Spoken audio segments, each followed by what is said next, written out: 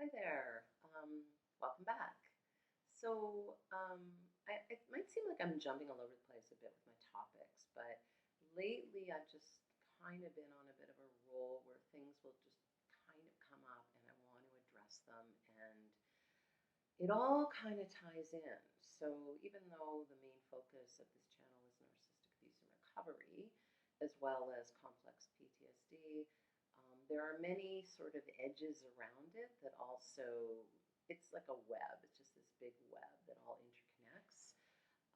And then sometimes there are things that people might not realize or notice in society or in life or in other areas that are also a form of abuse, whether it's institutional, whether it's societal, whether it's generational, like all these various things that take place kind of in a larger or more global way. And by global, I don't necessarily mean, although it could be all over the world, I just mean that not necessarily within your own family or group of friends.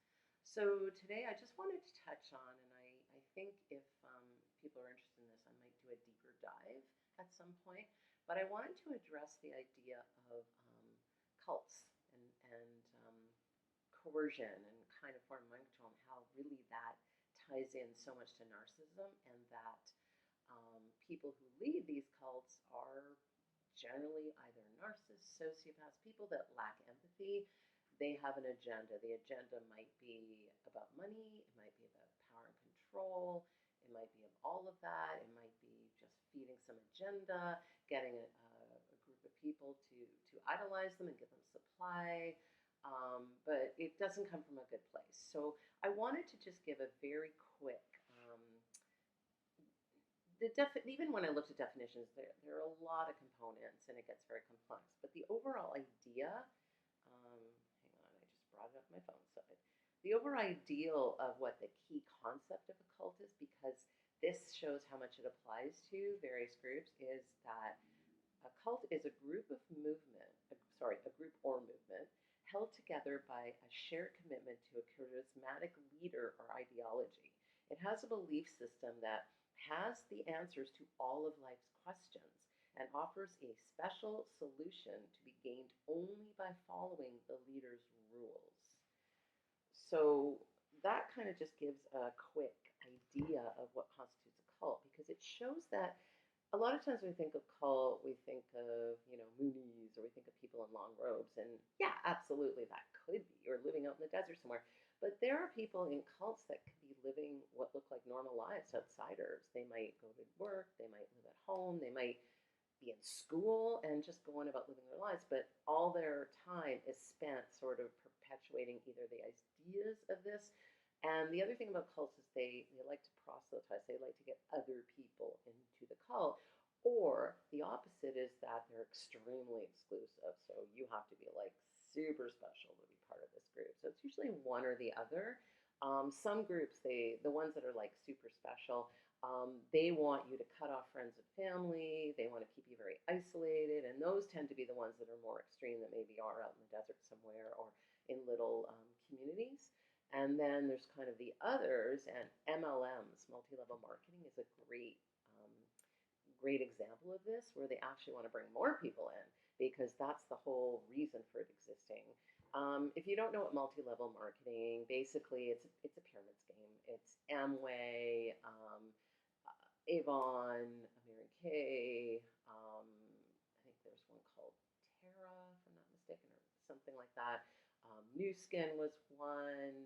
Um, there's all kinds of supplement companies that are also like, there's so many of them right now. Sometimes they may not be a physical product, but they're selling an idea, like take these seminars and it's going to change your life. I think maybe Landmark. I don't know if Landmark Farm accounts, because I'm not sure if that's more about just trying to get people on board to make money, or whether it's actually trying to get others to recruit. So, and I'm not trying to slander anyone. It's not that. I'm not saying every single thing I mention is necessarily a cult. I'm just giving some examples of what I've heard. So disclaimer, that this is just kind of things I've come across. And, some give me a bit of a feeling, like an ick feeling, like, ooh, something's a little sketchy about some of these. Obviously, do your own research, but the idea is that you are in something that feels like you have the answers. This is the way, and you want to.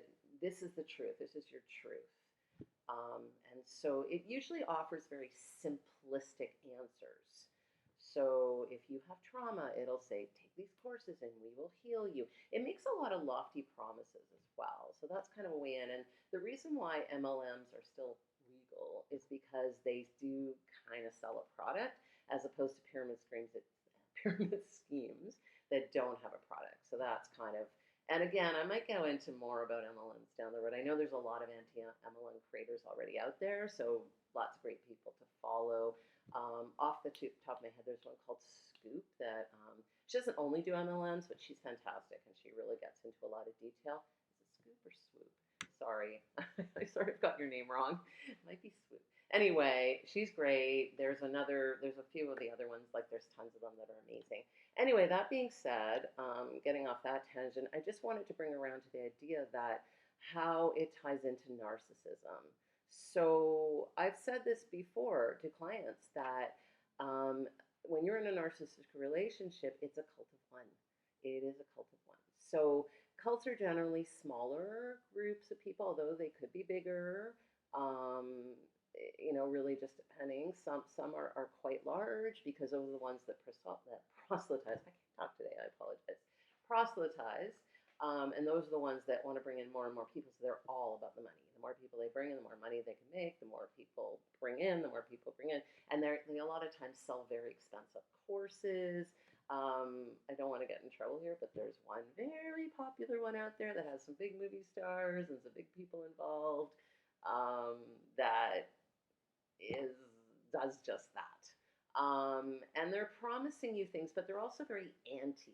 They'll tend to be like anti Western medicine or anti vax or anti government, or they're very against things. And then they're offering you something else. So if you're, and I'm not at all trying to demonize or pathologize anybody or judge anyone who gets into these cults. You're a victim. I am purely, looking at the actual leaders who obviously have no empathy. They're the ones that I kind of put my, distaste towards. So this is not about making anyone feel bad. It's more about how vulnerable you can be. Some people are raised in cults. So they could have narcissistic parents, narcissistic relatives, and also have the narcissism of the cult. So that is like doubling down on that. And then later in life, they can end up either getting into other cults or getting into abusive relationships. Now, that being said, it doesn't, if they start doing work, if they start healing or kind of getting their own freedom, like de-meshing, so enmeshed as opposed to getting out of that, they can do okay. But if you have been in a cult or if you are in one now, I highly suggest you get therapy and you get support and get out. But getting out isn't enough. You will need support around this. Get someone who understands the dynamic. Get someone who is a cult. There are cult experts out there. But get people who understand the dynamic, because really it is on a larger scale than narcissistic dynamic. It is very much about a person who is trying to get you to unquestionably follow them. And only by doing that will you be okay. So you're not an okay person in your own right. You are not allowed to have any individual feelings. You're not allowed to see the world in your own way. There's no dissent. There's no discussion. So I'm not talking about groups of people who get together and talk about stuff and even live together. That's not a cult. If you're allowed to have your own point of view and you're allowed to live your life and they don't give, there's lots of discourse and they're not offering like, this is going to save your life, this is it, then that's not a cult. What I'm talking about is that is the answer. That is the only answer. The people who don't believe in that are, there's an othering that takes place, or the people that don't follow your belief system are sheeple is a very popular one. They haven't awoken. They don't understand. And if they only knew the truth, they only knew the truth. So there are kind of, I mean, there are yoga cults, there are religious cults, there are, various types of spirituality. There are ones based on Christianity and Mormonism. And again, I'm not saying that every person who follows a religion is in a cult. I'm talking about a subset. I'm talking about where it's co-opted and taken as some of these beliefs, but they're distorted, and then people are not allowed to have their own mind.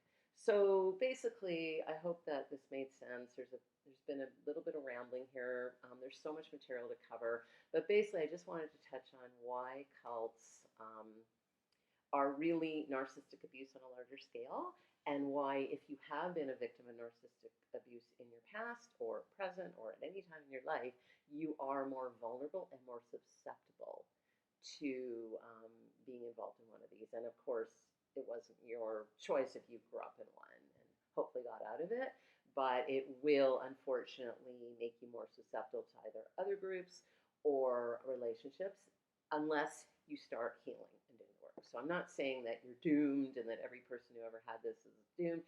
I'm talking about if you don't realize it, if you haven't been able to look at that and know that that's wrong. Once you understand it's wrong, sky's the limit. Then you can get therapy. Then you can start working on it, and then you can basically. I always took a little, put a bit of oh god, what's the word I'm looking for? Repellent. Yeah, you're putting some repellent. You got your spray bottle, and you're protecting yourself from groups that prey on you, leaders that prey on you, people that prey on you, friends, family, whoever wants to prey on you in any way. So I hope this helped. Thank you for watching. Give me a like and subscribe. I really want to try and get this out to more people. And thanks for watching. Until next time.